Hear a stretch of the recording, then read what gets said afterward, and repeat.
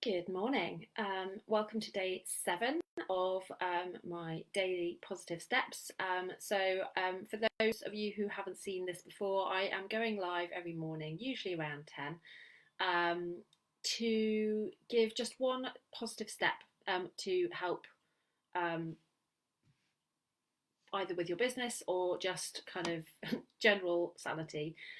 The idea being that I think at the moment, things being very difficult, actually just taking, a few small steps or one small step each day can be really important to kind of keep things moving in your business, to keep things positive from a kind of mental health perspective. So that's the idea behind it. Most of them are business related, but there will be the odd and have been the odd kind of more general positive steps as well. Purely because, if you are not in a good place personally, then chances are you're not going to be in a good place to run your business either. So it's important to kind of stay on top of both. So, and if you've missed them, the previous 6, the replays are all available here on the page. So do feel free to go and check them out. So today I wanted to come and chat quickly about time blocking. This is or was a bit of a revelation to me, quite frankly. I only recently started doing it, probably about 6 months ago. It was like an absolute game changer. So I've always been a planner, and I'll generally sort of take time to plan out what set goals, to plan out projects. I use a tool called Asana to kind of break down projects and to give me a kind of to-do list every day, which is super helpful, by the way. Highly recommend Asana.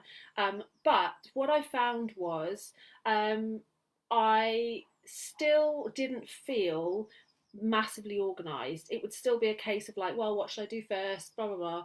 There'd be things that wouldn't potentially get done, and so on.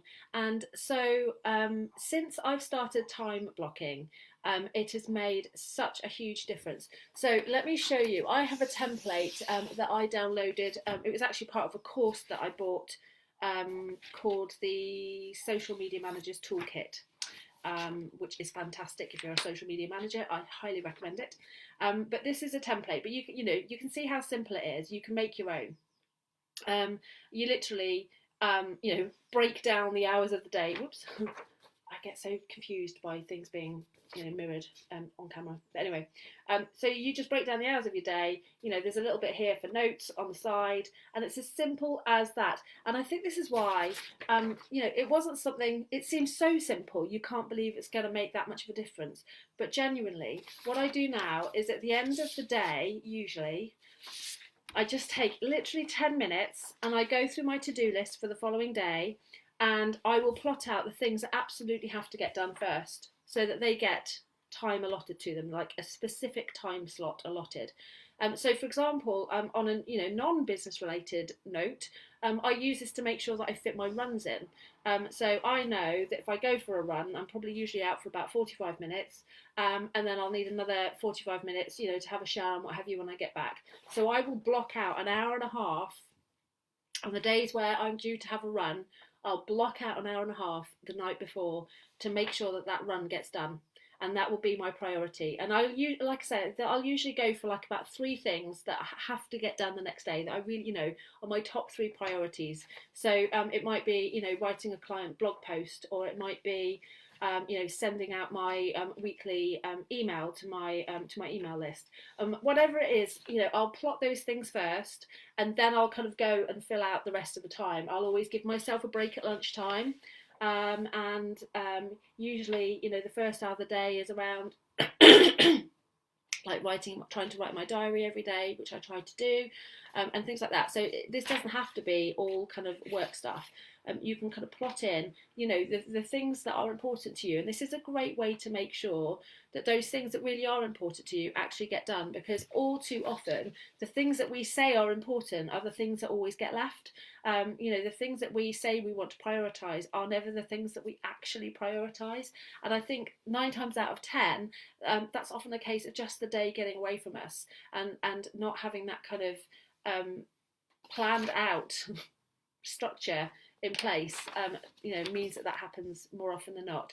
So highly recommend giving it a try. If you're at home now, it almost seems a bit ridiculous, when one day is kind of merging into the next, and we're no longer really living by any kind of sort of timetable. The kids aren't actually going to school anymore. Perhaps you or your partner aren't going into the office anymore, and so sort of timetables have almost become obsolete. But actually, so it kind of seems a bit ridiculous going, hey, create yourself a timetable, but it makes such a difference. It really just, it adds a bit of structure to the day. It means the things that are priorities will get done. It kind of, and again, I think it comes back to having a bit of control and just feeling, where there's so much out of our control at the moment, having a little bit of control over our day and how we spend it. So there we go, time blocking, give it a go, let me know how you get on. I'll see you tomorrow for day.